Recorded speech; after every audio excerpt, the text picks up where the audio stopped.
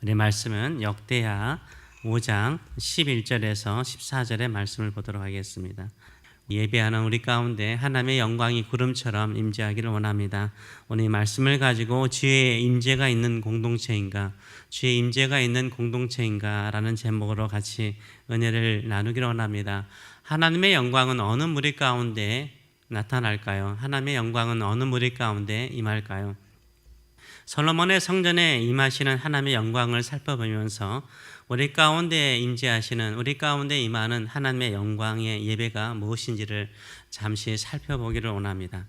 솔로몬의 성전 봉헌식에 임재하신 하나님의 영광은 13절 하반절과 14절에 이렇게 설명을 하고 있습니다. 그때의 여호와의 전에 구름이 가득하여, 이 전에 하나님의 구름이 가득하였다라고 말합니다. 제사장들이 그 구름으로 말미암아 능히 서지 못하였으니 이는 여호와의 영광이 하나님의 전에 가득함이었더라라고 말하고 있습니다. 하나님의 영광이 하나님의 전에 가득하다. 앞에 있고 뒤에 있고 그 샌드위치로 있는데 그 가운데는 제사장들이 그 구름 때문에 능히 서지 못할 정도로 하나님께서 구름으로 임재하셨다라고 설명을 하고 있습니다. 이것을 통해서 하나님께서 이 무리 가운데, 이 예배 가운데 함께 하신 것을 구름을 통해서 보여주신 것을 우리가 알 수 있습니다. 하나님의 영광의 임재를 사모하는 사람에게는 하나님께서 반드시 임재하시는 줄 믿습니다.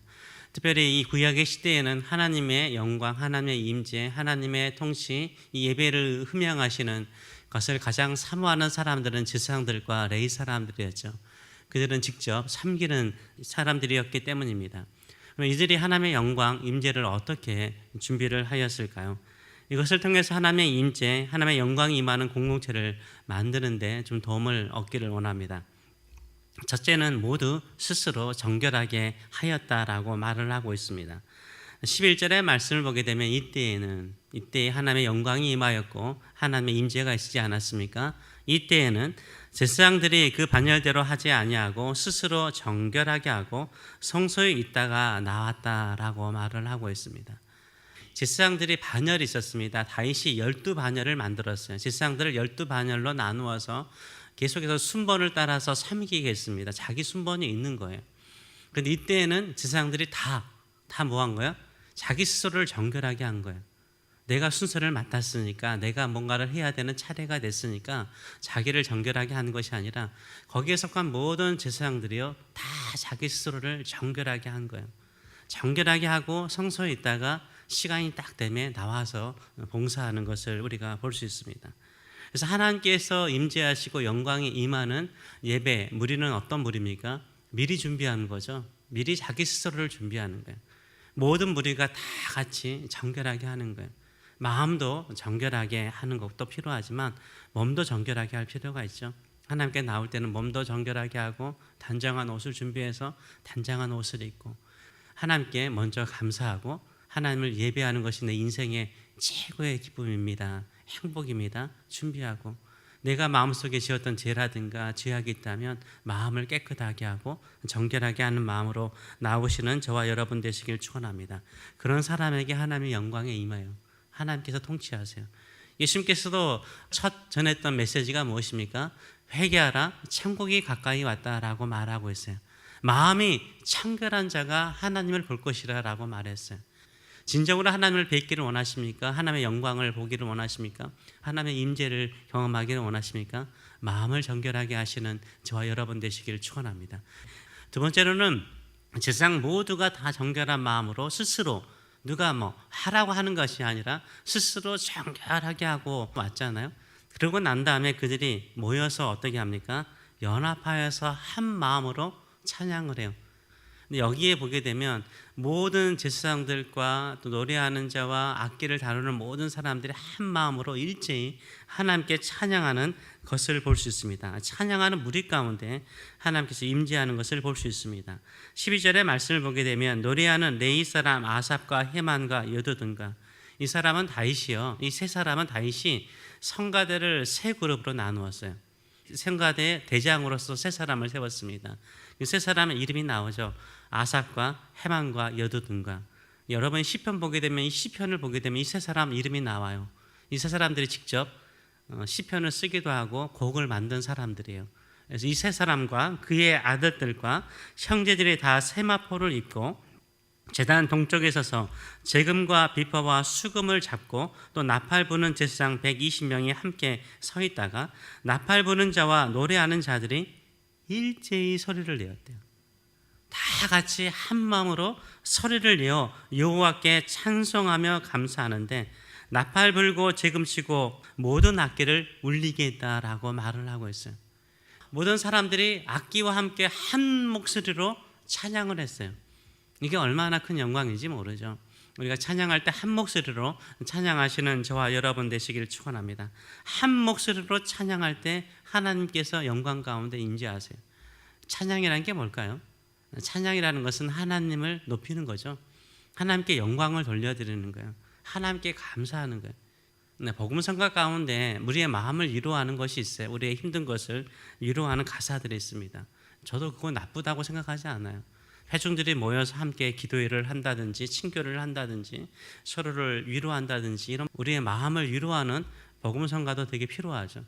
근데 우리가 예배하고 하나님께 영광을 향하여 나갈 때는 어떻게 됩니까? 하나님의 이름을 높이는 거예요. 하나님의 성품을 찬양하는 거죠. 하나님이 행하신 구원의 일들. 그래서 구약에는 구원이 뭐냐면 출애굽이잖아요. 그래서 출애굽의 역사를 많이 이야기해요. 홍해를 가르시고 만나를 먹이시고 영광 가운데 임재하신 그 영광을 계속해서 찬양하거든요. 우리의 마음도 그래야 돼요. 하나님께 왔을 때는 마음의 위로를 받는 것도 되게 중요하지만요. 하나님을 높이세요. 하나님의 사랑과 하나님의 능력과 하나님께서 행하신 일과 또 우리 인생 가운데 살아오면서 하나님께서 행하신 놀라운 기적과 같은 일들을 찬양하시는 저와 여러분 되시길 축원합니다. 그런데 이 마음이요, 모든 회중이 예배에 참석하는 모든 회중이 한 마음으로 찬양하는 거예요. 한 목소리로 찬양하는 거예요. 잘하든 못하든 우리가 이미 역대상에서 보지 않았습니까? 잘하든 못하든 잘하는 사람 못하는 사람 다 같이 한 목소리로 찬양하는 것이 얼마나 큰 힘이 되는지 몰라요. 그 가운데 임재하세요. 하나님은 찬양 가운데 임재하시는 놀라운 은혜가 있는 줄 믿습니다. 우리 세교회가 한 목소리로 한 마음으로 일제히 주께 영광을 돌리는 우리 세교회가 될 수 있도록 기도해 주시는 저와 여러분 되시길 축원합니다.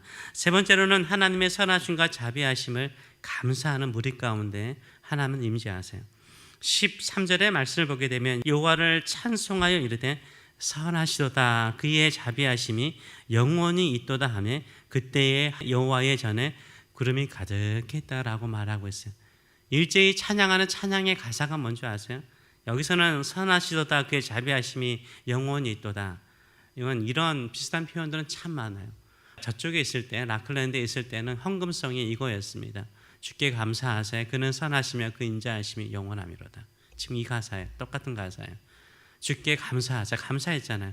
찬송 감사하고 주께 감사하세 그는 선하시며 그 인자하심이 영원하미로다. 하나님의 선하심, 하나님의 인자하심, 하나님의 헤세드, 하나님의 자비하심을 찬양하잖아요. 제가 말했잖아요. 코비드 때 지하에 있으면서 제 입에서 나오는 게 이 찬양이었어요. 이 찬양이 제 몸을 살리더라고, 마음을 살리더라고, 믿음을 살리더라고. 주께 감사하세 그 선하심이 그 인자하심이 영원하미로다. 그 자비하심이 영원하미로다. 다 똑같은 말이거든요. 이게 다윗이 가장 좋아했던 가사 중에 하나였던 것으로 보여요. 왜냐하면 역대상 16장 34절을 보게 되면 다윗이 법궤를 시온성으로 가져오잖아요. 법궤를 시온성으로 가져올 때 이때 이 찬양대를 통해서 작사를 해서 노래를 부르게 합니다. 이 부르게 하는 가사 가운데 하나가 이 가사예요. 여호와께 감사하라 그는 선하시며 그 인자하심이 영원하미로다. 다윗도 인생을 살아가면서 어렵고 힘든 일이 있었던 것 같아요. 근데 항상 감사하는 거예요. 그래도 하나님은 선하십니다. God is good. 하나님은 그래도 선하십니다.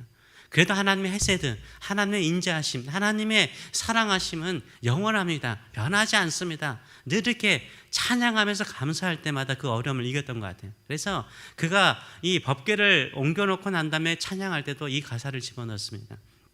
여러분도 알다시피 역대 하 20장을 보게 되면 이 모압과 암몬이라는 연합군이요 공격을 해옵니다. 이때 여호사밧이 유다 왕이었어요. 도저히 전쟁에서 이길 힘이 없습니다. 선지자를 통해서 하나님께서 말씀하시길 반드시 너희가 이길 것이라 라고 약속을 하세요. 그래서 그들이 이제 성문을 열고요 싸우러 가요. 그때 앞에다가 찬양대를 세워요. 찬양대를 세워놓고 찬양대가 부르는 찬양의 가사가 뭔지 아세요? 주께 감사하세요. 그는 선하시며 그 인자하심이 영원합니다. 나팔을 불고 찬양하면서 가니까 그 무리들끼리 싸워요. 자기들끼리 망해버려요. 역대하 20장 21절에서 22절 말씀 보게 되면 이렇게 말하죠. 백성들과 더불어 의논하고 노래하는 자를 택하여 거룩한 예복을 입히고 군대 앞에 행진함에 여호와를 찬양하며 이르기를 여호와께 감사하세 그의 인자하심이 영원하도다 하게 하였더니 그 노래와 찬송이 시작될 때에 여호와께서 복병을 두어 유다를 치러 온 암몬 자손과 모압과 세일산 주민들을 치게 하심으로 그들이 패하였다라고 말을 하고 있어요. 이게 능력이에요. 하나님이 임재하는 것은 어떤 것이에요? 주께 감사하며 주님의 인자하심, 주의 선하심을 찬송하시는 저와 여러분 되시길 축원합니다. 이런 무리 가운데 하나님은 임재하세요. 하나님께 감사하며 선하심과 인자하심을 늘 찬송하는 무리 가운데 임재하세요. 찬양을 하더라도 한 목소리로 일제히 찬양하는 무리 가운데 주께서 임재하시는 줄 믿습니다. 또한 모든 사람들이 마음을 정결하게 하고 스스로를 준비하는 10년 가운데 하나님께서 임재하시는 줄 믿습니다. 그 무리 가운데 임재하시는 줄 믿습니다. 근데 이 솔로몬 봉헌식에는 하나님께서 구름으로 그 장소 가운데 임재하셨어요. 제사장들이 쓰지 못할 정도로 매백하게 임재하셨다면 사도행전에서 성령께서 임재하셨습니다. 성령께서 임재하실 때는 어떻게 임재하시죠? 각 사람에게 임재하세요. 솔로몬의 성전의 봉헌식에는 건물, 공간에 임재하셨다면 사도행전에 나오는 성령의 강림은요, 불의 혀같이 성령께서 각 사람에게 임하세요. 각 사람에게, 그 무리 가운데 임하세요. 그 성도 한 사람 한 사람에게 성령께서 임재하십니다. 그들은 오로지 기도에 힘쓰는 무리였습니다.